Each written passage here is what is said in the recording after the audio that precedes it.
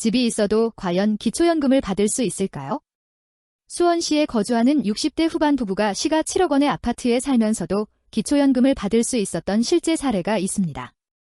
이분들은 정기예금 1억 8천만 원과 주식 4천만 원, 그리고 국민연금까지 받고 계셨는데도 말이죠. 도대체 어떻게 된 건지 지금부터 자세히 알아보겠습니다. 안녕하세요. 소소하지만 담백한 복지 이야기를 전해드리는 소담이입니다. 오늘은 많은 분들이 궁금해하시는 기초연금 수급 조건에 대해 실제 사례를 통해 살펴보겠습니다.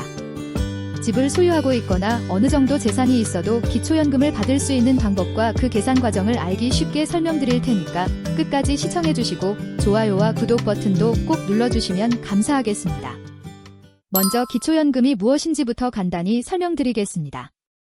기초연금은 만 65세 이상 어르신들의 노후 소득을 보장하기 위해 국가에서 지급하는 연금입니다. 2025년 기준으로 단독 가구는 최대 34만 2,510원, 부부 가구는 최대 54만 8천원까지 받을 수 있습니다. 많은 분들이 집이 있으면 기초연금을 못 받는다고 생각하시는데 이는 잘못된 정보입니다. 중요한 건 소득인정액이라는 개념인데요. 이는 소득평가액과 재산의 소득환산액을 더한 금액입니다. 2025년 기준으로 부부 가구는 364만 8천원 이하여야 기초연금을 받을 수 있습니다. 그럼 앞서 말씀드린 수원시 부부의 실제 사례를 통해 계산해 보겠습니다. 이분들을 김소담 씨와 이소담 씨라고 부르겠습니다. 먼저 소득평가액부터 계산해 보겠습니다. 김소담 씨는 국민연금을 월 55만 원 받고 계시고 정기예금에서 나오는 이자 소득이 월 45만 원입니다. 국민연금 55만 원은 기본공제가 없어서 그대로 반영되고 이자 소득은 월 4만 원의 기본공제가 적용돼서 41만 원이 됩니다. 따라서 소득평가액은 55만 원 더하기 41만 원으로 96만 원입니다.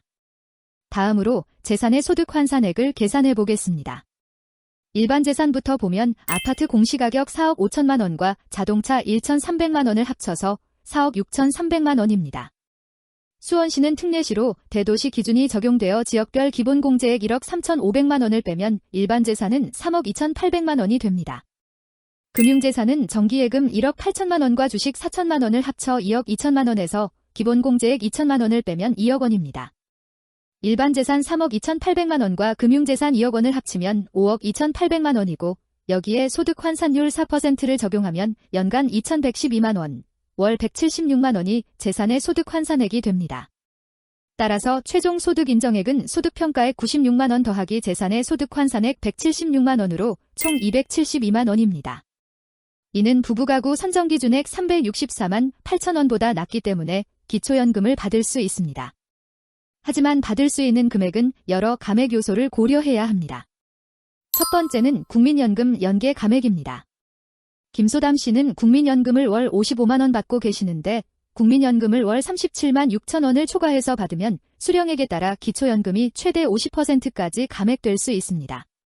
김소담 씨의 경우 기준연금액 34만 2,510원에서 국민연금 연계 감액으로 약 4만 원 정도가 차감되어 약 30만 원 정도가 되고 여기에 부부감액 20%를 적용하면 월 24만 원 정도를 받을 것으로 예상됩니다. 이소담 씨는 국민연금에 가입하지 않으셨다면 국민연금 연계 감액에 해당하지 않고 부부감액 20%만 적용되어 월 27만 원 정도 받을 수 있습니다. 따라서 부부 합계로는 월 51만 원 정도를 매월 25일에 받을 것으로 예상됩니다. 여기서 주의하실 점이 있습니다.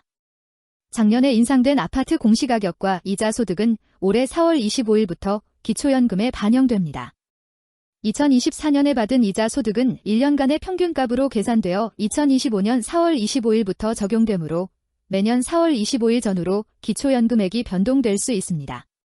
그럼 기초연금 신청 자격에 대해서도 알아보겠습니다. 만 65세 이상의 대한민국 국민이면 누구나 신청할 수 있습니다.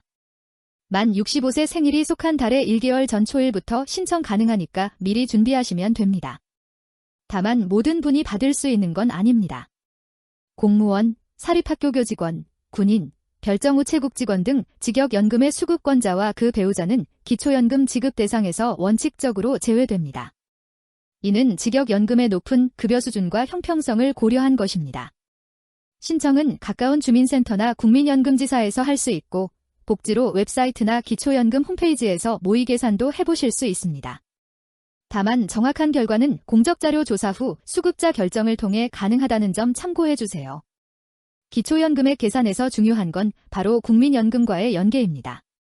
국민연금 수급권자는 국민연금 A급여액이라는 걸 통해 기초연금액이 산정됩니다. 공식이 조금 복잡한데요. 기준연금액에서 A급여액의 3분의 1을 뺀 금액에 부가연금액을 더하는 방식입니다. 예를 들어 국민연금을 많이 받으면 받을수록 기초연금은 줄어든다고 보시면 됩니다. 하지만 최소한 기준연금액의 10%인 34,250원은 보장받을 수 있습니다. 부부가구의 경우 각각의 기초연금액에서 20%씩 감액됩니다. 이는 부부가구와 단독가구 간의 형평성을 맞추기 위한 조치입니다. 소득역전 방지 감액도 있습니다. 소득인정액과 기초연금액을 합친 금액이 선정기준액을 넘으면 초과하는 금액만큼 기초연금액에서 차감됩니다. 하지만 최소 지급액은 보장되니까 아예 못 받는 경우는 거의 없습니다. 재산 계산에서 알아두실 점들도 있습니다. 지역별로 기본재산액이 다른데요. 대도시는 1억 3,500만 원, 중소도시는 8,500만 원, 농어촌은 7,250만 원입니다. 이 금액까지는 재산으로 계산하지 않습니다. 금융재산은 가구당 2천만 원까지 공제됩니다. 예를 들어 예금이 3천만 원 있다면 2천만 원을 빼고 1천만 원만 재산으로 계산하는 거죠. 자동차의 경우 4천만 원 이상의 고급차는 기본재산 공제 대상에서 제외되고 가액을 전액 산정합니다. 하지만 차량이 10년 이상이거나 압류된 차량, 생업용 자동차, 장애인이 소유한 자동차 등은 예외가 적용됩니다. 이자소득에 대해서도 알아두실 점이 있습니다. 월 4만 원까지는 소득에서 제외되고 12개월 초과 상품에 가입한 경우 추가 공제도 받을 수 있습니다.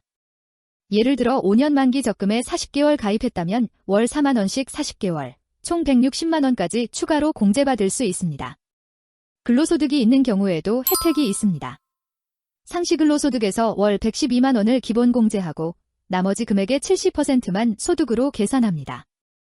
만 65세 미만의 배우자가 근로활동을 하고 있어도 같은 공제가 적용됩니다. 신청할 때 필요한 서류들도 미리 준비해 두시면 좋습니다. 신분증, 통장사본, 임대차 계약서나 부동산 등기부등본 등이 필요할 수 있고 상황에 따라 추가 서류가 요구될 수 있습니다. 기초연금은 신청한 달부터 지급되고 소급 지급은 되지 않으니까 65세가 되시면 바로 신청하시는 게 좋습니다. 매월 25일에 지급되고 소득 인정액이나 연금액의 변동이 있으면 연중에도 금액이 조정될 수 있습니다. 오늘 살펴본 수원시 부부 사례처럼 집이 있고 어느 정도 재산이 있어도 기초연금을 받을 수 있습니다. 중요한 건 정확한 계산과 이해인데요. 각자의 상황이 다르기 때문에 직접 신청해 보시는 게 가장 확실한 방법입니다. 혹시 비슷한 상황에서 기초연금을 신청하신 경험이나 궁금한 점이 있으시면 댓글로 공유해 주세요. 다른 분들에게도 도움이 될 거예요. 오늘도 소소하지만 담백한 복지 정보를 전해드린 소담이었습니다. 영상이 도움이 되셨다면 좋아요와 구독 버튼 꼭 눌러주세요. 감사합니다.